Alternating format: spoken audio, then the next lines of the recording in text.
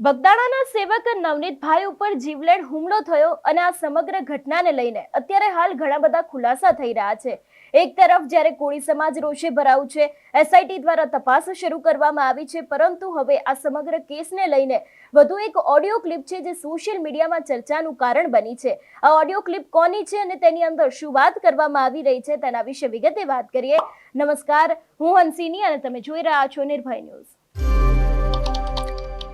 બગદાણાના સેવક નવનીતભાઈ ઉપર જીવલેણ હુમલો થયો ને એ બાદ નવનીતભાઈ દ્વારા આક્ષેપો મૂકવામાં આવ્યા હતા માયાભાઈ આહિરના પુત્ર જયરાજ આહિર ઉપર।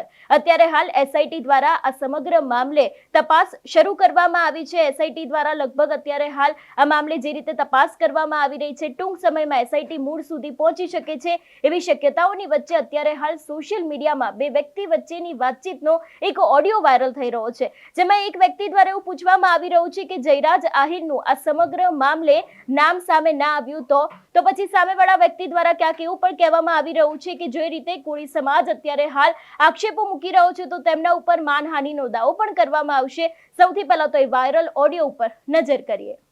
એકલીસ મારી વાત સમજો। જયરાજભાઈ આમાં નિર્દોષ નીકળે તો આનો એની ઉપર છાંટા ઉડાડ્યા એનું તમે કઈ રીતે ભરપાઈ? માનહાનિનો દાવો કરી દેવાનો ગુજરાત ઉપર, કોળી સમાજ ઉપર।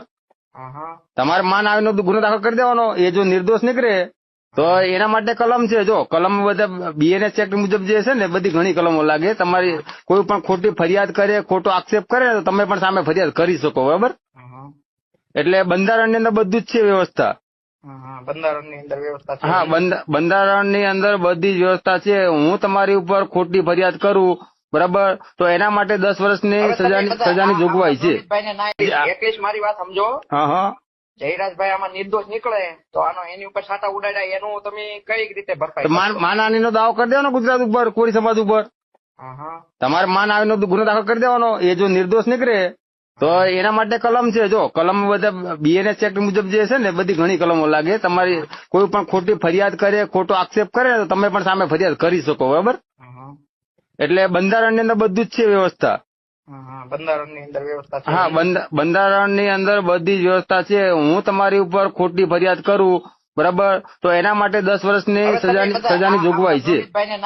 એકલીસ મારી વાત સમજો। જયરાજભાઈ આમાં નિર્દોષ નીકળે તો આનો એની ઉપર છાંટા ઉડાડ્યા એનું તમે કઈ રીતે ભરપાઈ? માનહાનિનો દાવો કરી દેવાનો ગુજરાત ઉપર, કોળી સમાજ ઉપર।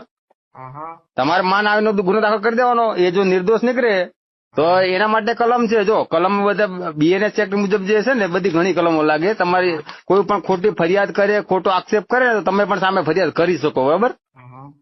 એટલે બંધારણની અંદર બધું જ છે વ્યવસ્થા। બંધારણની અંદર વ્યવસ્થા છે। હા, બંધારણની અંદર બધી જ વ્યવસ્થા છે। હું તમારી ઉપર ખોટી ફરિયાદ કરું, બરાબર, તો એના માટે 10 વર્ષની સજાની જોગવાઈ છે। જે રીતે અત્યારે હાલ આ ઓડિયો ચર્ચામાં આવ્યો છે અને આ સમગ્ર કેસને લઈને વાત કરવામાં આવે તો કોળી સમાજના આગેવાનો છેલ્લા ઘણા સમયથી આ સમગ્ર મામલે મેદાને આવ્યા છે। કોળી સમાજના આગેવાનોને એવું પણ કહ્યું છે કે જે રીતે છેલ્લા ઘણા સમયથી ગુજરાતમાં કોળી સમાજ સાથે અન્યાય થઈ રહ્યો છે ને એવામાં હવે જ્યારે નવનીતભાઈનો આ સમગ્ર કેસ સામે આવ્યો છે તો ન્યાય ના મળ્યો તો આવનારી ચૂંટણીઓમાં પણ ક્યાંક જોવા જેવી કરવામાં આવશે, આગામી સમયમાં આંદોલન કરવામાં આવશે। એની જ સામે આહિર સમાજ પણ ઘણી બધી વખત મેદાને આવ્યો છે। લોકો દ્વારા સીધું જ સમર્થન છે તે જયરાજ આહિરને કરવામાં આવી રહ્યું છે। પોલીસ તપાસની અંદર કયા ખુલાસા થાય છે એ પણ જોવાનું રહેશે ને જે રીતે અત્યારે હાલ એસઆઈટી દ્વારા પણ આ સમગ્ર મામલે તપાસ કરવામાં આવી રહી છે। 10 જેટલા આરોપીઓ છે એ લોકોની ધરપકડ કરવામાં આવી છે અને હજી પણ જે રીતે લગભગ 2 થી 3 જેટલા આરોપીઓ છે એ લોકો રીટેક અને હજી પણ લગભગ જેટલા 2 થી 3 વ્યક્તિઓ છે એ લોકોની પણ પૂછપરછ છે તે ચાલી રહી છે, તો એમાંથી કોઈ આરોપી છે કે કેમ એ પણ જોવાનું રહેશે। પરંતુ જે રીતે આ સમગ્ર ઓડિયો ક્લિપ વાયરલ થયો છે, ઓડિયો ક્લિપની અંદર જયરાજ આહિરને લઈને વાત કરવામાં આવી છે। જો કદાચ જયરાજ આહિરનું આની અંદર નામ નહીં હોય તો કોળી સમાજ ઉપર માનહાનિનો કેસ કરવામાં આવશે એવી પણ વાત કરવામાં આવી છે। જોવાનું રહેશે કે હવે આ ઘટનાની અંદર કયો વળાંક આવે છે। તમારું શું માનવું છે આ વિષયને લઈને અમને કમેન્ટ કરીને ચોક્કસથી જણાવજો। તેની સાથે અમારી ચેનલ નિર્ભય ન્યૂઝને લાઇક, શેર અને સબસ્ક્રાઇબ કરવાનું ભૂલશો નહીં। નમસ્કાર।